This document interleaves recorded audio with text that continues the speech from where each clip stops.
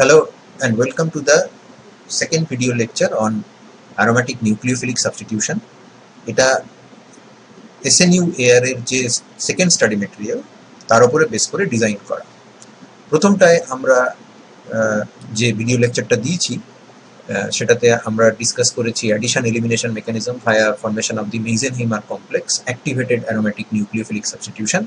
এখানে আমরা আরো দুটো variety of nucleophilic aromatic substitution নিয়ে আমাদের আলোচনাটাকে এগিয়ে নিয়ে যাব। আমাদের একটা রিঅ্যাকশন অ্যালিফ্যাটিক সিস্টেমে আমরা অনেকবার দেখেছি, সেটা হচ্ছে SN1। SN1 মেকানিজম হচ্ছে এমন জিনিস যেখানে RX থেকে রেট ডিটারমিনিং স্লো স্টেপে R+ তৈরি হয় এবং সেই R+ থেকে একটা নিউক্লিওফাইল অ্যাটাক করে। জেনারেলি সেটা স্ট্রং নিউক্লিওফাইল হয় না, তার কারণ স্ট্রং নিউক্লিওফাইলের প্রেজেন্সে এবং সাবস্ট্রেট যদি SN2 কে পারমিট করে, অর্থাৎ স্টেরিক ক্রাউডিং যদি কম থাকে, তাহলে SN2 টেক ওভার করে নেয়, SN1 হওয়ার সুযোগ পায় না। এবং যদি সাবস্ট্রেট SN2 পারমিট না করে অথচ সেটা নিউক্লিওফাইল হিসেবে স্ট্রং হয় এবং তার যদি বেসিসিটি বেশি থাকে, তাহলে সে কোনো রকম সাবস্টিটিউশনের দিকে না গিয়ে বাইমলিকিউলার E2 এলিমিনেশনের দিকে চলে যেতে পারে। এগুলো আমরা দেখেছি। কিন্তু যদি এরকম সিস্টেম হয় যে নিউক্লিওফাইলটা উইক, পোলার এনভায়রনমেন্ট, RX থেকে R+ তৈরি হতে পারে, কারণ R+টা রিলেটিভলি স্টেবল, কারণ সেটা টারশিয়ারি বা অ্যালাইলিক ক্যাটায়ন বা বেনজাইলিক ক্যাটায়ন, তাহলে SN1 রিঅ্যাকশন হয়।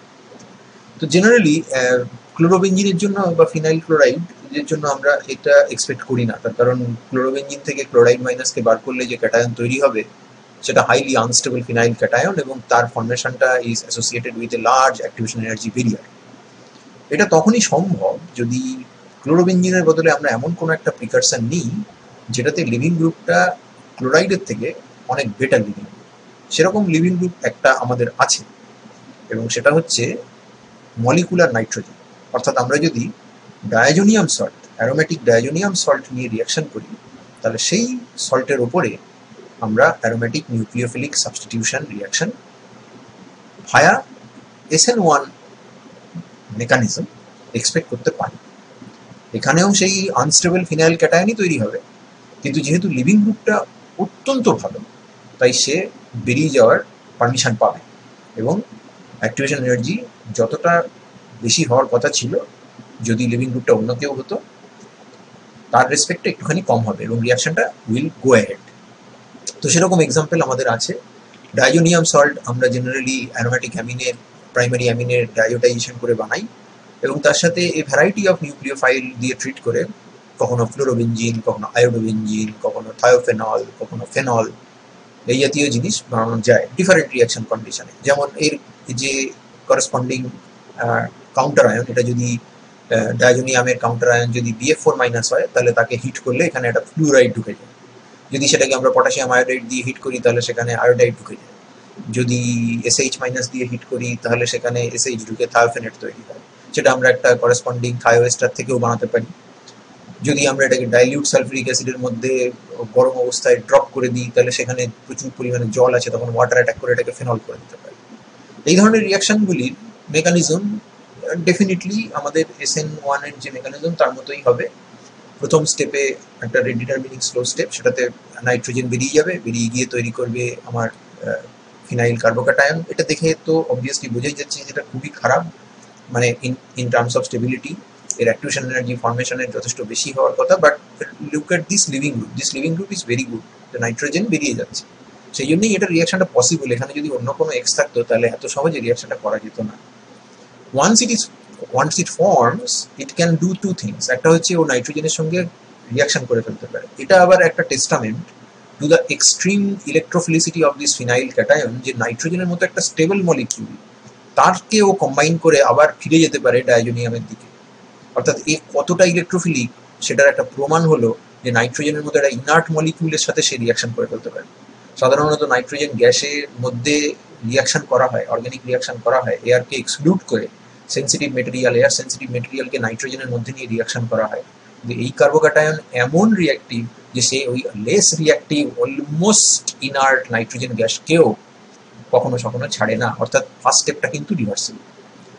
আর তারপরে এই ফিনাইল ক্যাটায়ন আর সঙ্গে যদি কোনো নিউক্লিওফাইলকে পায়, সেই নিউক্লিওফাইলের সঙ্গে রিঅ্যাকশন করে আমাদের সাবস্টিটিউশনটা অ্যাকমপ্লিশ করে এবং N2+ এর জায়গায় আমরা তখন NU টা পাই। আমরা এখানে NaNO2HCl দিয়ে 0 to 5 ডিগ্রি সেন্টিগ্রেডে কিভাবে ডাইওটাইজেশন করা হয় সেটা বলেছি। এর মেকানিজম এই মুহূর্তে আমাদের দরকার নেই, কিন্তু এটা আমরা অ্যারোমেটিক ইলেকট্রোফিলিকেও ডিসকাস করেছিলাম যে এখানে N নাইট্রোসেশন হবে, তারপরে এই সিরিজ অফ অটোমেটিক চেঞ্জ হবে এবং সেখান থেকে আলটিমেটলি ওয়াটার বেরিয়ে গিয়ে আমরা এখানটায় NN ট্রিপল বন্ডটাকে এস্টাবলিশ করতে পারব।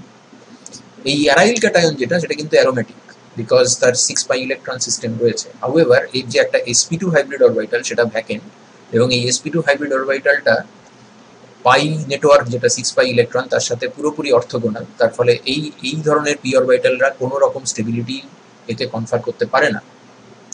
কার্বনটা sp2, যে অরবিটালটা ফাঁকা আছে সেটাও sp2, তার 33% এস ক্যারেক্টার আছে। অতএব এই সিচুয়েশনটা এই ক্যাটায়নটার পক্ষে ইজ ডিভাস্টেটিংলি ব্যাড, এবং এর তৈরি হওয়া সেই জন্য এক্সট্রিমলি ডিফিকাল্ট। আমি বারবার বলছি, এখানটায় যদি N2+ না থাকতো তাহলে এই রিয়াকশন করা প্রায় দুঃসাধ্য ছিল, এখানে অন্য কোনো রিয়াকশন হয়ে যেত।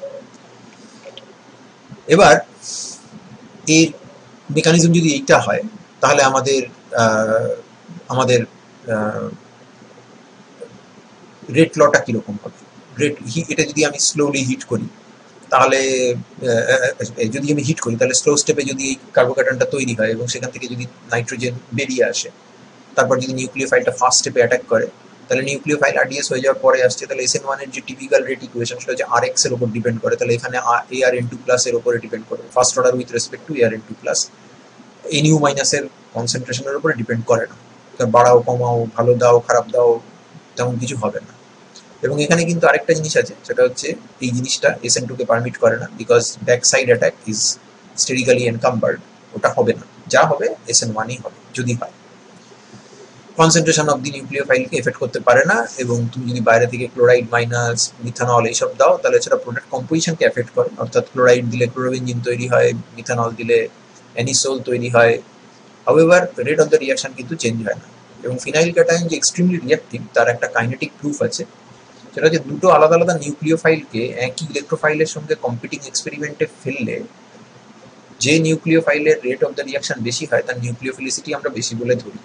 সেরকম একটা এক্সপেরিমেন্ট যদি ফিনাইল ক্যাটায়ন এবং টারশিয়ারি বিউটাইল ক্যাটায়নের জন্য করা যায়, তাহলে দেখা যায় যে ক্লোরাইড এবং ওয়াটার এদের দুজনকে যদি কম্পিটিং নিউক্লিওফাইল হিসেবে কাজে লাগানো হয়, তাহলে ক্লোরাইড দুটো ক্ষেত্রেই মোর রিয়াক্টিভ দ্যান ওয়াটার এক্সপেক্টেড, তার কারণ ক্লোরাইডের মাথায় নেগেটিভ চার্জ আছে, ওয়াটার একটা নিউট্রাল স্পিসিস, তাহলে তার হোমোর এনার্জি অত বেশি হবে না, ক্লোরাইডের হোমোর এনার্জি হয়তো বেশি হবে। অ্যান্ড নট অনলি দ্যাট, সেই যে ডিফারেন্সটা, অর্থাৎ rate constant for attack of chloride and rate constant for attack of water, এই দুটোর মধ্যেও একটা তফাৎ আছে। এই তফাৎটা দু জায়গায় একরকম নয়। দেখা যাচ্ছে যে টারশিয়ারি বিউটাইলের জন্য এই রেশিওটা হচ্ছে 180, তার মানে chloride is 180 times more reactive than water. On the other hand, chloride is only 3 times as reactive as water for phenyl cation. এ থেকে আমরা কি বুঝলাম? এ থেকে আমরা এটা বুঝতে পারি যে এই জায়গাটাতে সিলেক্টিভিটিটা কম, এখানে সিলেক্টিভিটি অনেক বেশি। কারণ এখানে তুমি যদি ক্লোরাইডের সঙ্গে ওয়াটারকে কম্পিটিশনে ফেলো, তাহলে chloride most of the Times chloride will win hands down. তার মানে this one is selectively reacting with the more reactive nucleophile chloride compared to the less reactive nucleophile water. On the other hand, phenyl cation tendency কিন্তু পুরো opposite. সে যখন কম্পিটিশনে আছে chloride এবং H2O কাকে ধরবে, সে ক্লোরাইডকে বেশি সিলেক্ট করে, কিন্তু ওয়াটারকেও সে খুব কম সিলেক্ট করে না। এখানে যতটা সিলেক্ট করছিল ক্লোরাইডকে টারশিয়ারি বিউটাইল ক্যাটায়ন এবং যতটা সিলেক্টিভ থাকছিল ক্লোরাইডের প্রতি, সেই সিলেক্টিভিটি কিন্তু ড্রাস্টিক্যালি কমে গেছে। এটা তুমি যদি এই রেশিওটা নাও, তাহলে it is like 60 Times less selective towards the more reactive nucleophile chloride as compared to the less reactive nucleophile H2O. This can only mean one thing, সেটা হচ্ছে A অনেক বেশি সিলেক্টিভ, therefore less reactive, আর A সিলেক্টিভিটিটা অনেকটা কম tertiary বিউটাইলের থেকে, selective but less selective. তার মানে কি হবে? সেটা ডেফিনেটলি আমরা বলতে পারি রিয়াক্টিভিটি সিলেক্টিভিটি প্রিন্সিপাল ফলো করে যে এ মোর রিয়াক্টিভ, এবং সেটাই হওয়ার কথা। তার কারণ এখানে hyper conjugation plus I effect এইসব তো রয়েছে, এখানে সেসব কিছুই নেই, উল্টে sp2 কার্বনের উপরে প্লাস চার্জ আছে, সেটা এখানেও আছে, কিন্তু এখানে ভ্যাকেন্ট অরবিটালটা হচ্ছে ক্রিটিক্যালি একটা p অরবিটাল যার কোনো s ক্যারেক্টার নেই, এখানে sp2 অরবিটালটা ভ্যাকেন্ট যার 33% s ক্যারেক্টার আছে। এবং ওই যে প্রথম কথাটা বলা হয়েছিল যে নাইট্রোজেনটা ফিরে আসছে, এটা কি সত্যিই ফিরে আসে? সেইটা দেখতে গিয়ে দেখেছে যে হ্যাঁ, এটা সত্যিই ফিরে আসে। কিরকম ভাবে ফিরে আসে? তুমি যদি একটা সাপোজ একটা ডায়োজোনিয়াম ক্যাটায়নকে নাও, যেখানে সেই ডাইজোনিয়াম ক্যাটায়নের যে N2+ আর একটা নাইট্রোজেন যদি লেভেলড হয়, তাহলে রিয়াকশনের মাঝপথে যদি তুমি তাকে ইন্টারসেপ্ট করো, রিয়াকশনটা শেষ হয়ে যাওয়ার আগে যদি ইন্টারসেপ্ট করো এবং আনরিয়াক্টেড ডাইজোনিয়ামকে যদি রিকভার করো, ধরো আমরা এটা দিয়ে শুরু করলাম যেখানে এই বাইরের নাইট্রোজেনটা হচ্ছে লেভেলড, তার মানে আমরা যখন নাইট্রোসেশন করেছিলাম সেই HNO2 এই নাইট্রোজেনটা লেভেল ছিল। অথবা আমরা এটা দিয়েও শুরু করতে পারি, তাহলে অ্যানিলিনের এই নাইট্রোজেনটা লেভেল ছিল, NO+ এর নাইট্রোজেনটা লেভেল ছিল না। তো আমরা যে কোনো একটা দিয়ে শুরু করেছি, তারপরে আমাদের প্রপোজাল হচ্ছে এই কম্পাউন্ডটা তৈরি হবে N2+ বেরিয়ে গিয়ে, তারপরে সেখানে BF4- আছে, তাহলে ফ্লোরোবেনজিন হবে। এই রিয়াকশনটার নাম হচ্ছে শিম্যান রিয়াকশন, বলস-শিম্যান রিয়াকশন, যেটা তুমি জানো আগে থেকেই।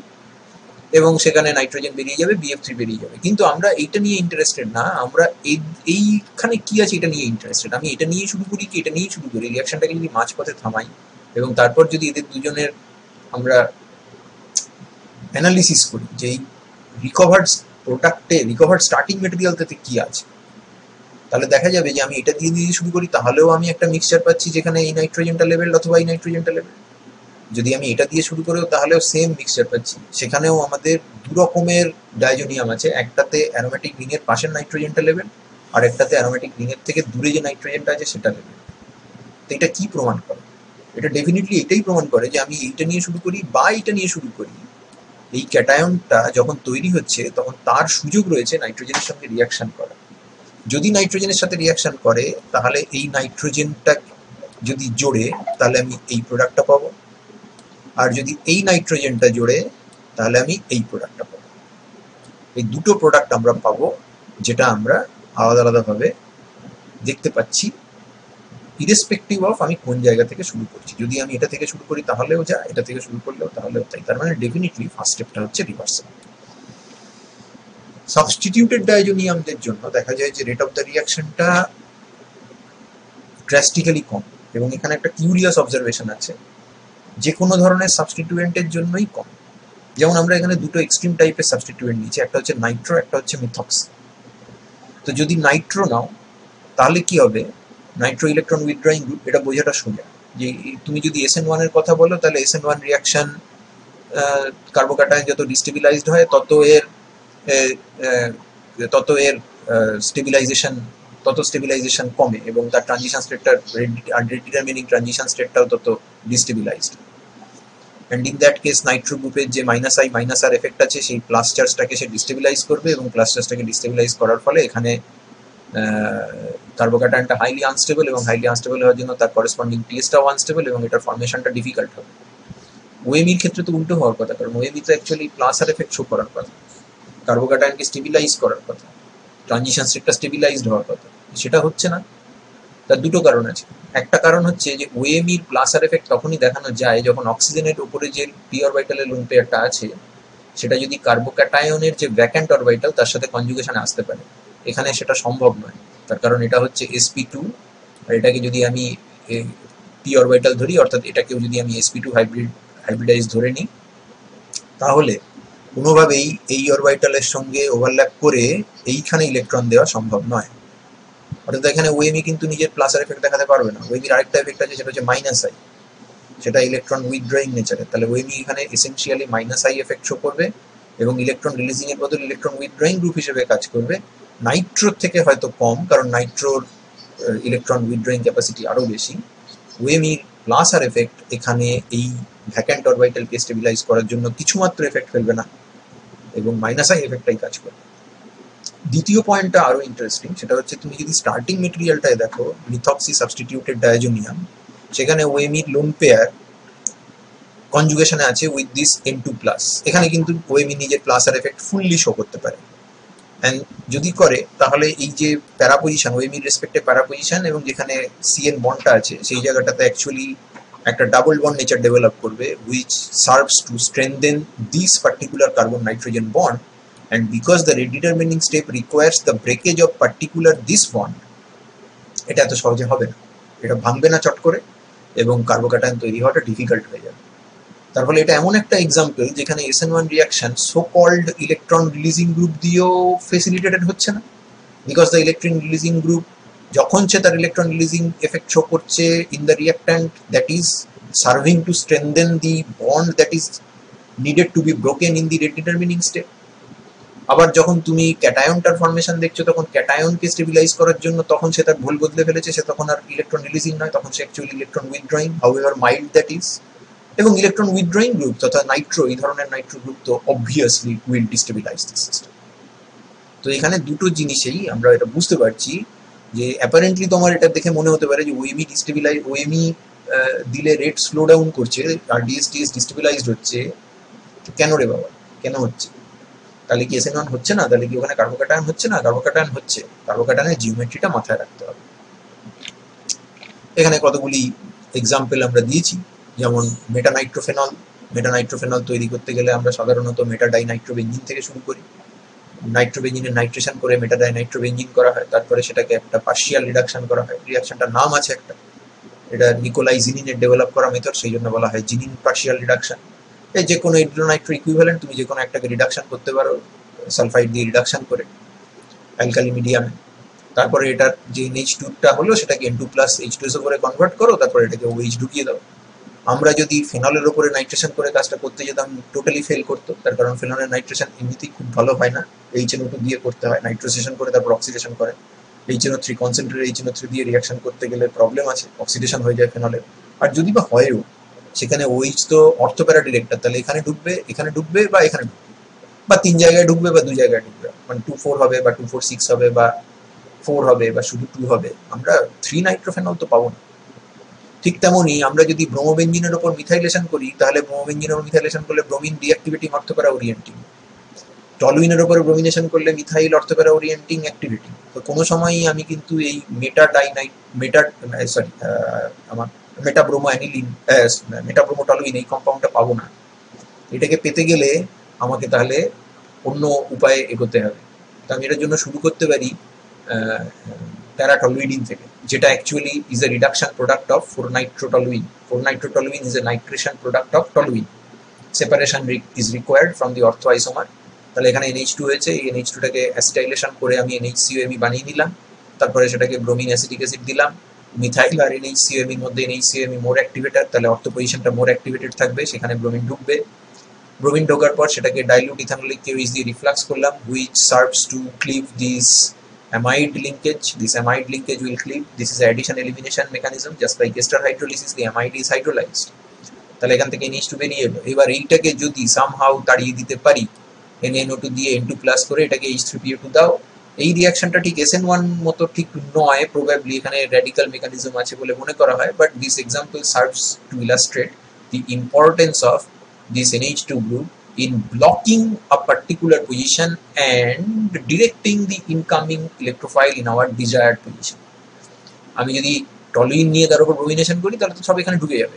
এই NH2টা দুটো কাজ করছে, একটা হচ্ছে এই পজিশনটাকে ব্লক করে রাখছে, আর দ্বিতীয় কথা হচ্ছে ও নিজের ডিরেক্টিভ ইনফ্লুয়েন্স খাটিয়ে ব্রোমিনকে আমার ডিজায়ার্ড জায়গাতে প্লেস করে দিতে সাহায্য করছে। একটা ফ্লুরিনেশন রিয়াকশন করেছে, সেটাও ওই টলুইন থেকে প্যারাটলুইডিন থেকে শুরু করেছে, করার পরে এটাকে N2+Cl- করেছে, তারপর বলসুম্যান রিয়াকশন করেছে, তো আমার 4-ফ্লুরো টলুইন তৈরি হয়েছে। আমরা যদি এই ধরনের কোনো ডেরিভেটিভ বানাতে চাই যেখানে 3,4,5 triiodobenzoic acid, so we can start from the paranitro-toluene and then oxidize the whole thing to paranitro-benzoic acid. এই paranitro-benzoic অ্যাসিডের সাথে para-amino-benzoic অ্যাসিডের সেপারেশন আমরা সেমিস্টার 1-এ পড়েছি, দেখেছি। এটাকে TnHCl দিয়ে যদি রিডাকশন করো তাহলে এটা NH2 হবে। TnHCl দিয়ে রিডাকশন করলে NH2 তো হওয়ার পরে এটা NH3+ হয়ে থাকবে, কারণ এটা তো বেসিক হয়ে যাবে তখন। তারপর সেটাকে আমরা অ্যামোনিয়া দিয়ে নিউট্রালাইজ করলাম, তাহলে ওটা NH2 হলো। তারপরে ওটাকে গ্লেশিয়াল অ্যাসিটিক অ্যাসিড দিয়ে রিফ্লাক্স করে দিলাম, তখন এটা গ্লেশিয়াল অ্যাসিটিক অ্যাসিড দিয়ে আমরা ওটাকে আবার ফার্দার পিএইচটাকে অ্যাডজাস্ট করলাম যাতে NH2 ফর্মে আমরা ওটাকে পাই। গ্লেশিয়াল অ্যাসিটিক অ্যাসিড দিয়ে রিফ্লাক্স করে এটা NHCOMe হয়ে যাবে, কিন্তু সেটা আমার এখানে করার দরকার পড়ছে না, বিকজ NHCOMe করলে তার অ্যাক্টিভেটিং ক্যাপাসিটিটা কমে যাবে, আমার এখানে NH2 অ্যাক্টিভেটিং ক্যাপাসিটিটা লাগবে।